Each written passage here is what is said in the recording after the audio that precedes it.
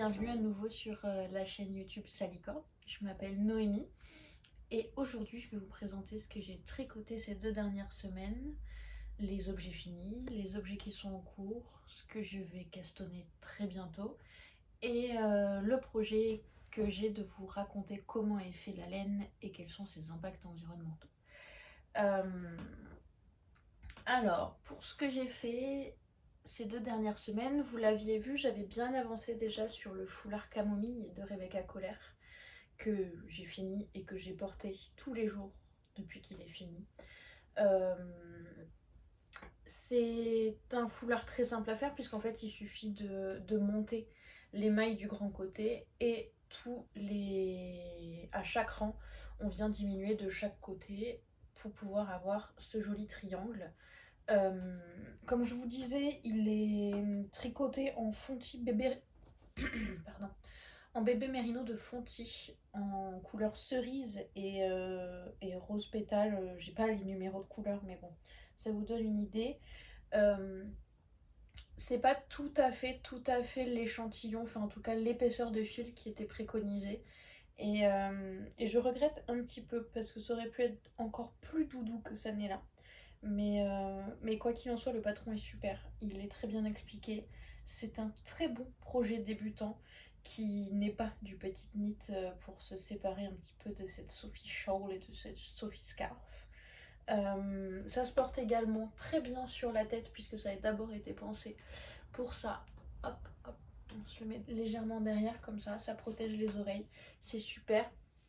Et moi je le porte sur le vélo pour me protéger la gorge. C'est parfait, j'en suis absolument ravie. J'ai tiré un petit peu dessus au blocage pour pouvoir récupérer un petit peu de taille et de longueur pour pouvoir le nouer, de faire 2 tours en fait. Enfin, un tour entier et faire un petit nœud. Et j'ai eu plein de compliments sur ce petit foulard. J'en suis ravie. Peut-être que si j'en refais un, je le fais dans un fil légèrement plus épais et en uni pour pouvoir avoir quelque chose qui est vraiment doudou. Mais voilà, pas de regret sur celui-là. Et un super projet, plutôt rapide, une fois que le début est lancé en fait. Les rangs vont de plus en plus vite et c'est super fun à faire. Donc voilà pour le foulard camomille de Rebecca Kohler. Le projet d'après, je vous en avais pas parlé et parce qu'en fait je ne l'avais pas encore commencé et je l'avais même pas tellement prévu. Mais j'ai fait ce que nous appelons communément des mitoufles, donc des mitaines qui se transforment en moufles pour pouvoir faire du vélo tranquillement avec les matins frais. Ces mitoufles, elles ont été faites dans le reste de laine du zipper sweater de mon mec, donc c'est toute la partie grise, c'est de la Isager Tweed. Et j'avais également en fait ce fil bleu, vert, marron, euh, qui est une laine vintage, donc je n'ai pas tellement la composition tête. Je pense qu'il y a du synthétique, mais qu'il y a aussi de la laine dedans. Euh, Quoi qu'il en soit, ça gratouille et ça se bloque très bien. Le patron, eh ben, il n'y a pas de patron puisque je me suis lancée et j'ai construit mes mitaines sans trop savoir où j'allais, si ce n'est que j'ai regardé comment faire cette jonction la plus invisible possible pour éviter une bosse vraiment sur le dessus. Mais en fait, ce que j'ai fait, c'est que j'ai commencé ici, j'ai fait mes rangs de côtes, puis j'ai augmenté de chaque côté d'une arête centrale qui est ici et qui va jusqu'au pouce. Et là, en fait, j'ai séparé pour continuer la main et pour avoir des mailles sur le pouce. Donc j'ai récupéré, j'ai remonté des mailles et j'ai récupéré des mailles et j'ai fait mon pouce avec une diminution comme pour les chaussettes ici. Donc on tricote une maille, on fait une diminution, on tricote jusqu'aux 3 dernières diminutions, maille et tu fais pareil de l'autre côté. Tout ça en magic loop. Et après, donc, pour faire ce rabat, au moment d'attaquer les côtes de la main, en fait, donc j'ai tricoté les côtes sur la moitié et ici, dès que je faisais une côte, je faisais un jeté sur une aiguille annexe de façon à pouvoir mettre en attente ces mailles-là. Et une fois ça fait, j'ai fini de tricoter donc le reste de la main avec les mailles qui étaient sur l'aiguille secondaire à l'intérieur et j'ai récupéré les autres mailles, j'ai monté autant qu'il y en avait sur l'autre aiguille. Et roule ma poule, une diminution type chaussette, comme je vous disais tout à l'heure. Et voilà comment ça a été fait. Elles sont légèrement courtes, mais heureusement que j'ai fait cette diminution type chaussette là pour rentrer mon doigt un peu plus long. J'ai bon espoir qu'elles se détendent un petit peu à l'usage et au pire je rebloquerai en tirant dessus, sachant que celle-là n'est pas encore bloquée et je suis toute serrée dedans. Alors qu'en bloquant, en venant remouiller et tout, ça permet quand même de gagner un peu d'aisance. Donc voilà, je me suis amusée à faire des petites rayures là, c'est un peu le bordel, mais je me suis amusée à faire des petites rayures de façon à pouvoir passer de la laine bleue que je trouve absolument merveilleuse. Donc bah voilà, des mitoufles. Et elles vont très très bien avec mon manteau en laine en fait qui est marron, un petit peu la même couleur marron glacé orangé qu'il y a sur cette laine bleue là. Et je pense que ça ira vraiment très très bien. Et quoi qu'il en soit, personne ne les regardera trop près. Donc je m'en fous, moi je les aime. Je vais les enlever parce qu'elles me tiennent très chaud et que bon, ça gratouille quand même. J'ai bon espoir que ça finisse par passer. Hop, hop. Voilà pour ça, je vais même enlever mon foulard pour passer à la suite.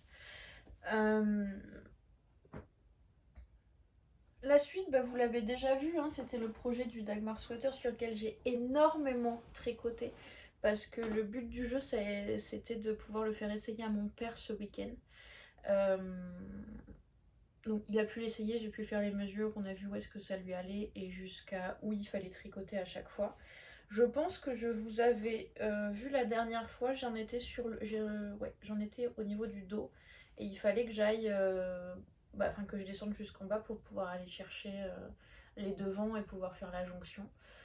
Ça s'est vraiment très très bien passé en fait. Une fois qu'on arrive à lire, ça le fait super bien et c'est très agréable à faire. Et ce que je vous disais, c'est que j'ai appris à faire je sais pas si je vous disais ça. J'ai appris à faire les torsades sans aiguille secondaire et ça fait gagner vraiment un temps de folie. Je suis ravie d'avoir pris le temps de faire ça. Après, bah, une fois que le dos est cousu, on vient récupérer des mailles sur l'épaule. Alors, j'ai une épaule où c'est mieux que l'autre, ça c'est l'épaule quoi. Gauche, c'est moins bien. Mais sur l'épaule droite, je suis absolument ravie de mon raccord où j'ai réussi à piquer bien au bon endroit pour que ça ne soit pas décalé. Et une fois qu'on récupère donc sur les épaules, on descend les devants avec des légères augmentations là pour venir arrondir en fait au niveau du col.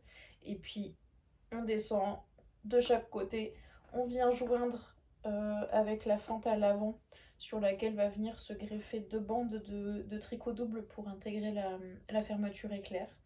Et une fois joint sous les bras, et ben il n'y a plus qu'à tourner en rond. Et c'est là que je vois que ma tension n'est pas la même quand je fais des allers-retours et quand je tourne en rond. Donc je fais un peu gaffe à tirer un peu plus fort. Mais bon écoutez, dans l'immédiat, ça le fait bien. Peut-être, sans doute au blocage, j'arriverai à récupérer parce qu'en fait, dans mes, euh, dans mes torsades, ça tire, mais dès qu'on est soit en arrière, enfin en point envers, soit en point endroit, en fait, ça se détend légèrement. Mais rien à déplorer jusque là.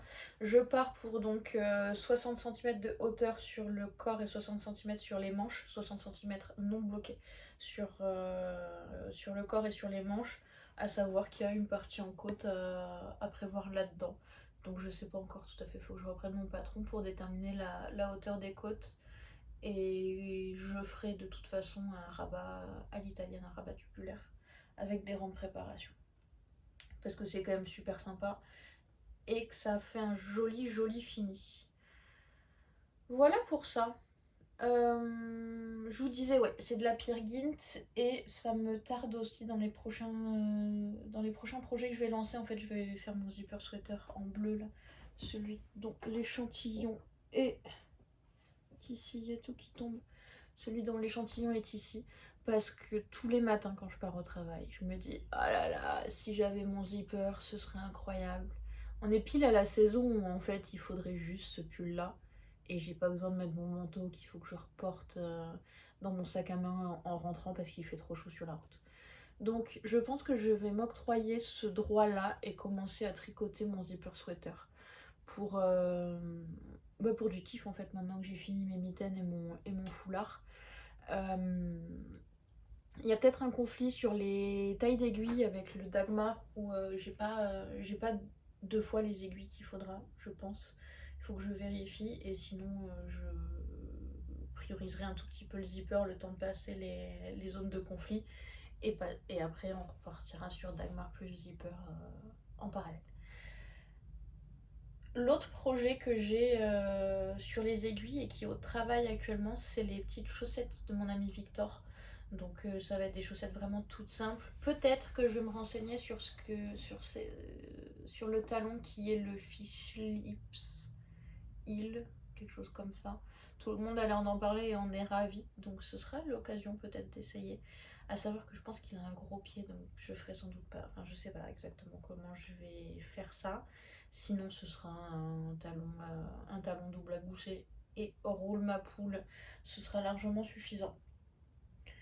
Voilà pour tout ça, pour tout ce qui concerne le tricot. Dans les projets, donc je vous en parlais la dernière fois, de vous parler des impacts environnementaux, de la production de laine et du tricot en général. Et après un sondage avec une réponse dessus, mais on va dire que ce sera l'unique réponse qui a gagné le privilège de me dire comment faire. Je ferai des intégrations des différents procédés de fabrication et des impacts environnementaux au fil de l'eau. Et comme je vais lancer le zipper là, je vais regarder comment on fait du silk mohair et la Peer Gynt, donc de la laine norvégienne teinte, pour vous décrire les différents process de l'animal jusqu'à nos pelotes et, et essayer d'estimer du mieux possible bah, comment Sandnesgarn fait et comment Kranke fait pour obtenir leur fil, quels sont leurs colorants et ainsi de suite, pour avoir une idée, une photo, une image des impacts environnementaux que peut avoir notre zipper sweater à la fin. Voilà pour ça. Je vous laisse aller regarder la vidéo de Josie Create sur le coût que peut avoir un pull, enfin un projet tricoté, pour avoir une idée des autres facettes du développement durable en dehors de la question environnementale. C'est-à-dire qu'on a quand même beaucoup de travail et la question économique est loin d'être négligeable. Et on regardera peut-être les aspects sociaux, mais ça c'est à voir, ça va dépendre du temps qu'il me faut. Mais voilà, globalement, j'ai hâte de lancer ce zipper sweater, c'est hyper doux, j'adore. Sur ce, je vous souhaite une très belle journée, après-midi, soirée, et en tout cas une belle quinzaine de jours avant qu'on se retrouve et que je vous montre toutes les avancées. Peut-être que j'aurai fini le corps du Dagmar, peut-être, j'espère avoir fini le col du Dagmar et d'avoir monté le zipper, il restera les manches. Et quoi qu'il en soit, je pense qu'on sera à l'heure pour Noël. Et ça, c'est une bonne nouvelle. Je vous souhaite donc une bonne journée et à bientôt. Au revoir.